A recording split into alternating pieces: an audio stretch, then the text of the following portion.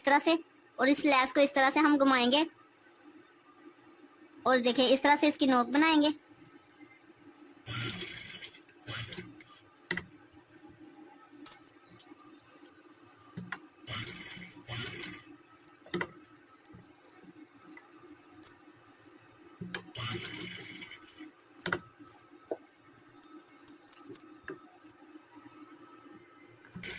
इधर हमने ऊपर की तरफ पलटा खाया, इधर हम नीचे की तरफ इस तरह से इसे घुमाएंगे